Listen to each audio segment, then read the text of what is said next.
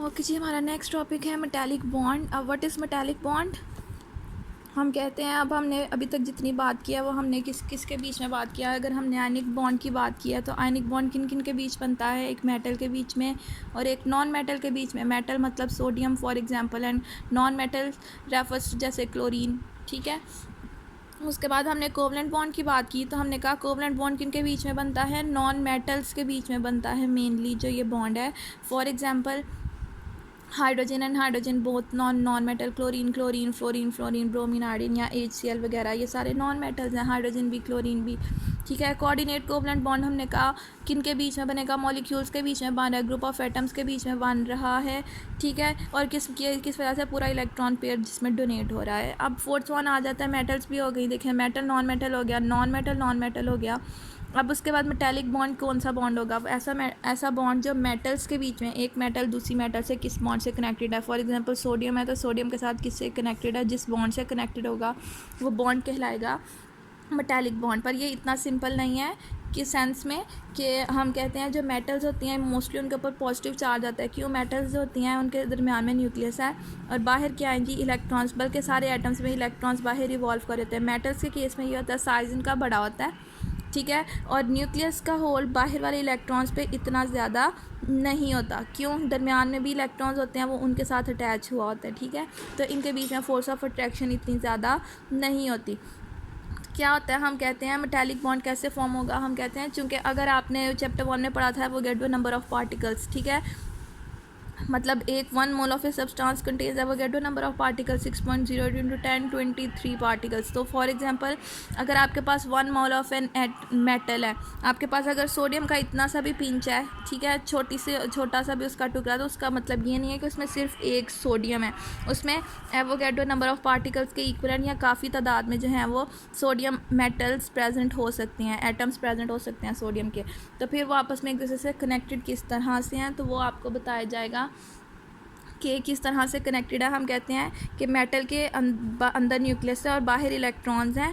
होता क्या है जी कि मेटल जो है वो, इसकी एबिलिटी होती है, दीज आर इलेक्ट्रो पॉजिटिव, यानी कि ये अपने इलेक्ट्रॉन्स लूज़ कर सकते हैं। इलेक्ट्रो पॉजिटिव यानी इलेक्ट्रॉन्स लूज़ करके पॉजिटिव आयन में कन्वर्ट हो सकते हैं। मेटल्स की प्रॉपर्टी है, जैसे आपने देखा भी होगा कि सोडियम इलेक्ट्रॉन लूज़ करता है तो सोडियम आयन और इलेक्ट्रॉन उसमें से निकल जाता है। तो हम कहते हैं मेटल्स की प्रॉपर्टी है कि वो अपने इलेक्ट्रॉन्स लूज़ कर सकती हैं।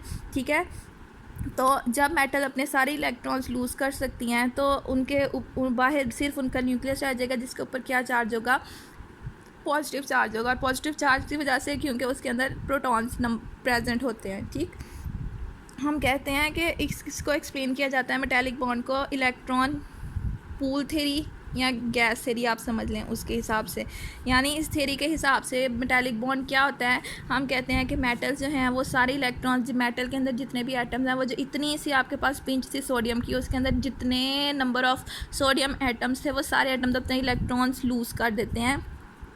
ठीक है, वो जो एटम, अगर उसमें 10,000 एटम्स हैं, अगर उसमें 20,000 एटम्स हैं, वो सारे अपने इलेक्ट्रॉन्स लूज़ करेंगे। तो इसके बाहर इधर इलेक्ट्रॉन, हर जगह इलेक्ट्रॉन्स होंगे। इसके भी बाहर इलेक्ट्रॉन घूमना शुरू हो गए, खुल गए हैं, फ्री हो गए हैं। ठीक है, जिसे कहते हैं इस एटम ने भी अपने लूज़ कर दिए इलेक्ट्रॉन्स, फ्रीली घूमना शुरू हो गए। इस एटम ने भी अपने इलेक्ट्रॉन्स लूज़ कर दिए, इसके इलेक्ट्रॉन भी फ्री घूमना स्टार्ट हो गए हैं। ठीक, तो सबके इलेक्ट्रॉन्स फ्रीली मूव कर रहे हैं।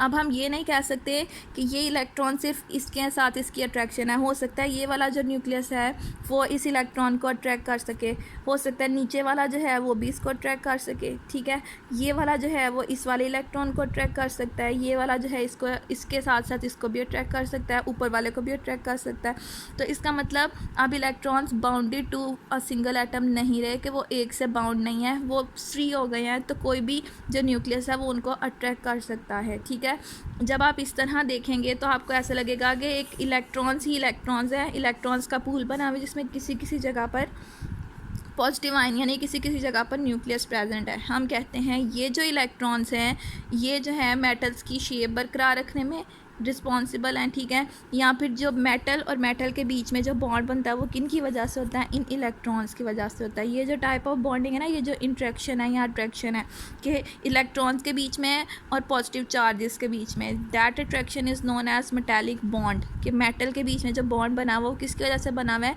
इन इलेक्ट्रॉन्स की वजह से बना हुआ है, जो कि किसी भी न्यूक्लियस से अट्रैक्ट हो सकते हैं। उनके पास इक्वल चांसेस हैं।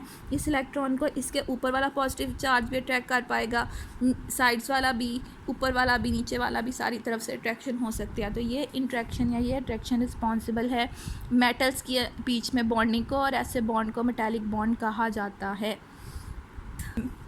मेटल्स के जितने हाई बॉइलिंग पॉइंट होते हैं, मेल्टिंग पॉइंट होते हैं, वो सारी इसी वजह से होते हैं। उनकी डेंसिटीज़ जो होती हैं वो इस वजह से होती हैं, उनके मेटालिक बॉन्ड की वजह से।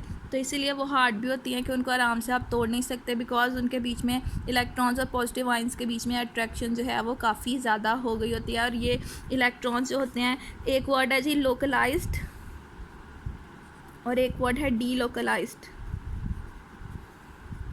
लोकलाइज्ड का मतलब है कि जब अभी ये बॉन्ड नहीं टूटे थे, इलेक्ट्रॉन्स किसके अंडर थे, सिर्फ एक न्यूक्लियस के अंडर थे, तो ऐसे को कहा जाता है localised between a single atom, जो एक ही इलेक्ट्रॉन के साथ इंट्रैक्शन हो रही है, ठीक है, एक से दो के बीच में। डीलोकलाइज्ड, अब ये जो इलेक्ट्रॉन है जो मैंने बात की, ये भी अट्रैक्ट कर सकता है उसको, ये भी कर सकता है, ये भी कर सकता है, ये भी कर सकता है, साइडों वाले भी कर सकते हैं, जितने मर्जी पॉजिटिव चार्जेस हैं वो एक इलेक्ट्रॉन पे अपनी हुक्मरानी या अपनी हाकमियत बना सकते हैं कि मुझे चाहिए, मुझे चाहिए, मुझे चाहिए। तो दैट इलेक्ट्रॉन जो अट्रैक्शन होगी वो डीलोकलाइज्ड होगी, कि वो सिंगल एटम या सिंगल न्यूक्लियस तक महदूद नहीं है, उसको सारे अट्रैक्ट कर सकते हैं अपनी तरफ, तो वो कहलाएगा डीलोकलाइज्ड। और लोकलाइज्ड होगा जो कि सर्टन पर्टिकुलर एरिया तक जो है वो महदूद होगी, उसकी क्या होगी, पावर या इंट्रैक्शन या अट्रैक्शन, जो भी आप कहें, ठीक है।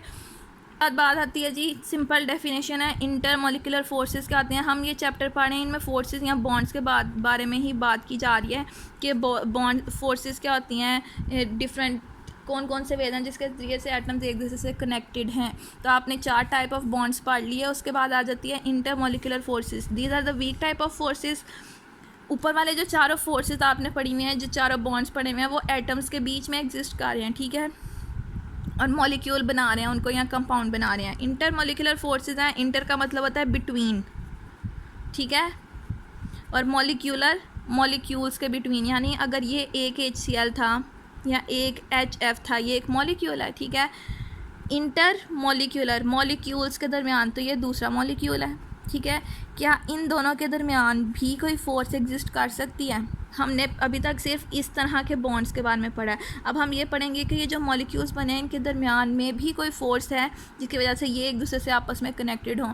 हम कहते हैं इंटर मॉलिक्यूलर फोर्सेज जो हैं वो 2 टाइप्स की होती हैं। ये क्या जी, सिंपल, ये वो फोर्सेज हैं जो कि मॉलिक्यूल्स के बीच में प्रेजेंट होती हैं, ऐसे फोर्स को कहा जाता है इंटर मॉलिक्यूलर फोर्सेज। 2 तरह की हो सकती हैं।